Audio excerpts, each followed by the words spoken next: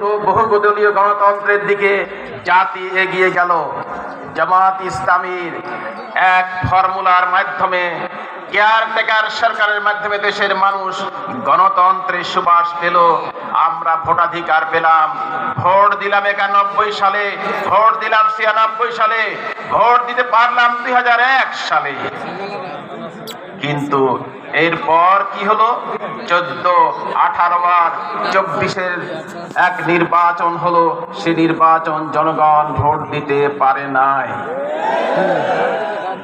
আমরা কি এরকম ভোটারবিহীন কোন দেশ দেখতে চাই? আমরা দেখতে চাই সুখী সমৃদ্ধশালী একটা বাংলাদেশ, যে দেশে দুর্নীতি থাকবে না।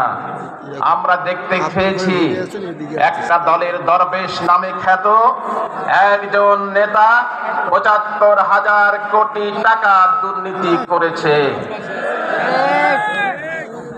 আমরা দেখেছি যে সরকার ছিল যে দুর্নীতি করেছে, তা দিয়ে 10টা পদ্মা সেতু বানানো যেত।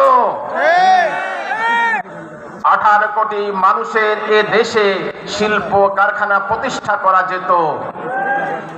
এদেশের তরুণ সমাজকে বিদেশের মাটিতে যে স্ত্রী পুত্র কন্যা সন্তান রেখেছে, বিদেশের মানুষের গোলাম সাজতে হতো না।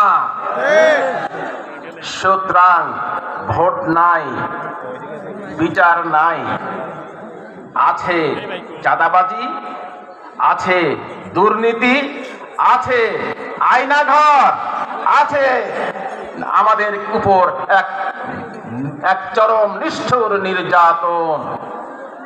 প্রিয় ভাইরা, এই বাংলাদেশ জামাত ইসলামী নেতৃবৃন্দকে শহীদ করে দেওয়া হয়েছে 11 জন নেতাকে।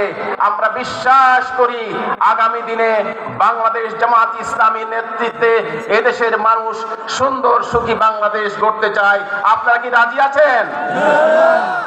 আসুন আমরা জনগণের ম্যান্ডেট নিয়ে, জনগণের ভোটাধিকারের প্রয়োগের মাধ্যমে, গণতন্ত্র প্রতিষ্ঠার মাধ্যমে দুর্নীতি মুক্ত, শোষণ মুক্ত, আয়নাঘর মুক্ত, চাঁদা মুক্ত, সন্ত্রাস মুক্ত এক সোনার বাংলাদেশ গড়ে তুলি।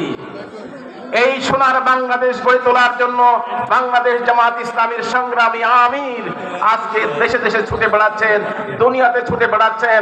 কিন্তু আজকে জাতীয় ঐক্যের প্রয়োজন। এই জাতীয় ঐক্যের জন্য আজকে বৈষম্য বিরোধী যে ছাত্ররা জাতীয় ঐক্য গড়ে তুলেছিল, এক ইস্পাত কঠিন ঐক্য, সেই ঐক্য বিনষ্ট করার জন্য বিদেশি শক্তি দেশের ভিতরে এক শক্তি ষড়যন্ত্র করছে। আমরা হুঁশিয়ার করে দিতে চাই, জাতীয় ঐক্য বিনষ্ট হোক, এরকম কোন কার্যক্রমের সঙ্গে যা থাকবে তাদেরকে জাতি প্রত্যাখ্যান করবে। আগামী দিনে ইস্পাত কঠিন জাতীয় ঐক্য গড়ে তোলার মাধ্যমে সোনার সুন্দর বাংলাদেশ গড়ে তোলার প্রত্যাশা রেখে, আল্লাহর আইন আর সৎ লোকের শাসন প্রতিষ্ঠার আহ্বান রেখে কথা শেষ করছি। আসসালামু আলাইকুম রহমতুল্লাহি ওয়া বারাকাতুহু।